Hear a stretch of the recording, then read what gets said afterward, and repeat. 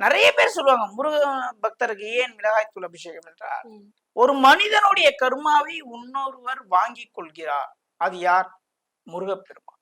பக்தர் மூலயமா, முருக பக்தர் மூலயமா மனிதனுடைய கர்மாக்களை அவர் திரும்ப பெற்றுக் கொள்கிறார். வருடத்தில் ஒரு நாள், அந்த 1 மணி நேரம் நிகழ்வு என்பது பலவிதமான கர்மாக்களை அங்கே நாம் தொலைத்து ஒரு மனிதன் புதிய ஒரு பாதையை தேர்ந்தெடுத்து செல்லக்கூடிய ஒரு வழியாக அமையும். அதில் எந்த விதமான மாற்று கருத்தும் இல்லை. வருடந்தோறும் அனைவருமே இந்த விழாவில் பங்கு கொள்கிறார்கள். 7 மணிக்கு ஸ்டார்ட் ஆகி 9 மணி வரைக்கும் அந்த மிளகாய்த்தூள் அபிஷேகம் நடக்கும்.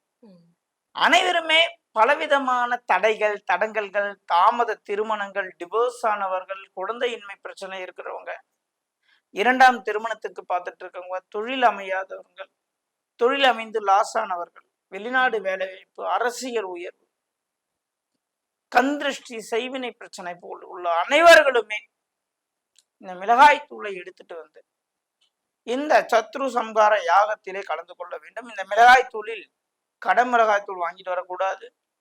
அரைக்கக்கூடிய மிளகாய்த்தூளில் வேற எந்த தனியாவும் சேர்க்கக்கூடாது. 50 கிராம் மிளகாய்த்தூளை அரைத்து ஒரு புதிய சில்வர் பாத்திரத்தில் அடைத்து சுபகாரியம் நடக்க வேண்டும் என்று நினைப்பவர்கள் மஞ்சள் கலர் ஜாக்கெட்டை பிட்டு அது மேல வைத்து ஒரு நூலை போட்டு சுத்தி திருவிழாக்கு முன்னாடி 7 நாள், திருவிழாக்கு பின்னாடி 7 நாள் விரதம் இருந்து அதை எடுத்துட்டு வர வேண்டும். அதாவது திருவிழாக்கு முன்னாடி 7 நாளைக்கு முன்னாடி விரதம் இருக்கணும், எடுத்துட்டு வந்து அந்த மிளகாய் தூளை சேர்க்க வேண்டும்.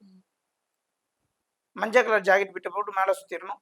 இது சுபகாரியம் நடக்க வேண்டும் என்பவர்களுக்கு மஞ்சள் கலர் ஜாக்கெட் பிட்டு, தடை தடங்கள் தாமதம், அடில் தட்டில் சண்டை வம்பு வழக்கு கோர்ட்டு கேஸு, வெளியே கொடுத்து பணம் வரல, இதெல்லாம் சிகப்பு கலர் ஜாக்கெட்டு போட்டு நூலை சுத்த வேண்டும். ஞானம் வேணும், முக்தி வேணும், மோட்சம் வேணும், பக்தி வேணும், இறை அருள் வேணும் என்று நினைப்பவர்கள் வெள்ளை கலர் ஜாக்கெட் போட்டு அந்த மிளகாய்த்தூள் மேல வச்சு சுத்தி வீட்டுல பூஜை ரூம்ல வச்சு 7 நாள் பூஜை செய்து 7ஆவது நாள் எடுத்திருந்து ஆலயத்தில் சேர்க்கும் பொழுது அவர்கள் வேண்டியது எண்ணியது எண்ணியபடியே நடக்கும் என்பது முருகப்பெருமானின் உத்தரவு.